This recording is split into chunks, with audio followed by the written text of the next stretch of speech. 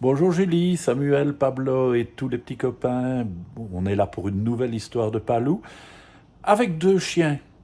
Mais il y en a un qui n'a pas de lunettes solaires. Vous avez vu? C'est Niviouk qui est là pour écouter aussi. Le plus malin des lionceaux. Le lionceau, c'est un petit lion. On va découvrir ce qui lui arrive. Il était une fois un lion qui avait trois lionceaux. Le premier s'appelait Léo et il était déjà très très fort, comme un vrai lion. Le deuxième s'appelait Théo et il était déjà très très beau, comme un vrai lion. Le troisième s'appelait Minot. Il était très très poli, mais si minuscule qu'on pensait que jamais, jamais il ne deviendrait un vrai lion. Un matin, le lion, qui est le roi de la savane, là-bas en Afrique, réunit autour de lui ses trois fils et tous les animaux.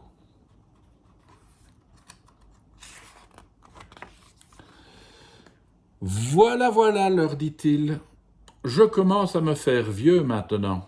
Ma crinière blanchit. Bientôt, il faudra que l'un de mes fils devienne roi à ma place. Et je veux que ce soit le plus dégourdi des trois. Comment on fait pour devenir dégourdi demanda Minot de sa minuscule voix. Ces deux frères éclatent de rire. Minot, ce tout petit lionceau rikiki, voudrait devenir roi? Et il s'amuse à le faire rouler dans la poussière. Le roi calme ses fils en levant la patte et poursuit.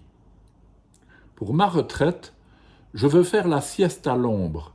Il fait trop chaud dans cette savane, et il existe, paraît-il, un endroit pas très loin d'ici où pousse un arbre magnifique. Les graines de cet arbre ont la particularité de pousser si vite qu'en une seule nuit elles deviennent une immense forêt. Celui de mes trois fils qui me ramènera ces graines deviendra roi. Voilà, filez à présent. Vous avez jusqu'à ce soir.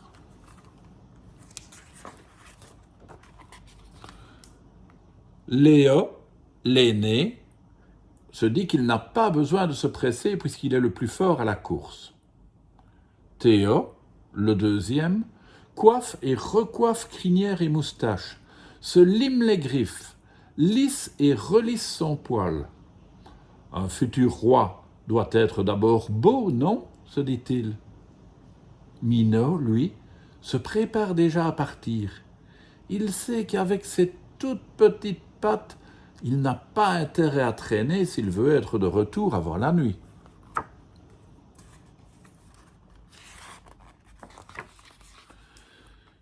Minot marche, marche, marche. Ah, c'est fatigant la savane quand on est un lionceau minuscule. Et puis il fait si chaud. Soudain, il entend du bruit. Il s'approche d'une mare où un éléphant prend sa douche en chantonnant. Pom, pom, pom, pom. Tiens, où vas-tu comme ça? Je cherche le baobab aux graines magiques. En avez-vous déjà entendu parler? On m'a dit que vous aviez une grande mémoire. Hum, Attends un peu, répond l'éléphant flatté. Ton baobab, ma grand-mère m'en a parlé il y a... Voyons que je ne dise pas de bêtises. 70 ans?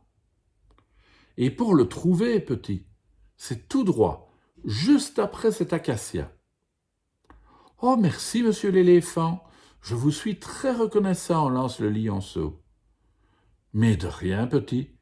Tu es si poli que c'est un plaisir. Ne veux-tu pas que je t'offre un petit rafraîchissement avant de repartir? Et splatch! Avec sa trompe, l'éléphant asperge le lionceau qui repart tout propre et tout frais. Ah, que ça fait du bien!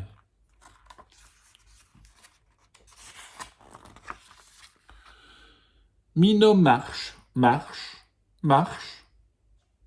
Cela va faire bientôt 2 heures maintenant, et devant lui, il trouve un fleuve. Un fleuve qu'il lui faut traverser. Le lionceau est catastrophé. Il se met à sangloter. « Je suis trop petit, moi. Je ne sais pas nager ou je n'ai pas pattes. » Un crocodile, qui dormait à côté, ouvre un œil. « Oh !» dit-il en bâillant de toutes ses dents. « Qui ose verser des larmes de crocodile ici ? » « Ah, c'est toi ! Allez, arrête de pleurnicher et installe-toi plutôt sur mon dos. Tu traverseras la rivière le poil sec. Allez !»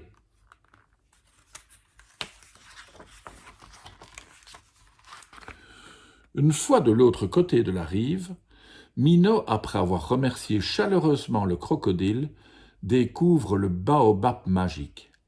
Il est gigantesque et superbe. Seulement voilà, les graines sont perchées tout là-haut, là-haut. Comment grimper jusque-là ? Minot tourne et retourne autour du tronc. Et il se décide. Oh, is ! Oh, is ! Il essaye de grimper à l'aide de ses griffes. Oh, is ! Oh, is ! Et balaboum ! Il glisse et se retrouve sur les fesses. Il essaye plusieurs fois encore, et chaque fois, c'est la même chose. Il glisse et rebondit sur son derrière. Rien à faire, les graines sont beaucoup trop hautes pour lui. Il est désespéré. Une girafe qui broutait un peu plus loin s'approche de lui et demande « À quoi tu joues ? Au kangourou ? » ?»« Non, madame. Vous voyez les graines là-haut, dit Minot. Je suis venu les chercher. Accroche-toi à mon cou, petit. Tu verras, c'est mieux qu'un ascenseur. Aussitôt, waouh! Minot se retrouve au sommet de l'arbre. Il choisit les graines les plus belles et la girafe le repose doucement au sol.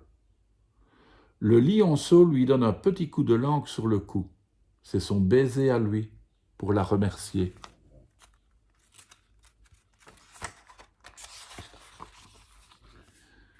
La nuit tombe peu à peu sur la savane. Minot bâille et se frotte les yeux. C'est une bien longue journée pour un petit lionceau. Mais comme c'est le soir qu'il doit être rentré, pas question de s'endormir. Il lève la tête et aperçoit un zèbre qui s'avance vers lui. « Hé, monsieur le zèbre, auriez-vous l'extrême gentillesse de me ramener chez moi ?» « Difficile de refuser à un petit si bien élevé, dit le zèbre. « Pas de problème, je suis le meilleur des taxis. Plus rapide que moi, il n'y a que le guépard. Grimpe sur mon dos, tu me montreras la route. » Comme un lion n'a pas de poche, Minot met les graines magiques dans sa bouche et se cramponne. Ouah, c'est parti! Et c'est ainsi que Minot arrive le premier auprès de son père. Il ouvre la bouche et plouf, plouf, plouf, recrache les petites graines à ses pieds. Le lion en rugit de joie. « Roi, mon petit lionceau, c'est donc toi qui seras roi !» Minot est très fier. Il se redresse sur ses pattes arrière et le roi dépose son énorme couronne sur la toute petite tête de son fils. Depuis ce jour, Minot est le plus petit roi de la savane. Un petit roi aidé de Léo, ministre du sport, et Théo, ministre de l'élégance. Car en plus d'être dégourdi, tu vois, Minot est un frère très très gentil. Et oui, il n'a pas oublié ses 2 autres frères. À demain les enfants.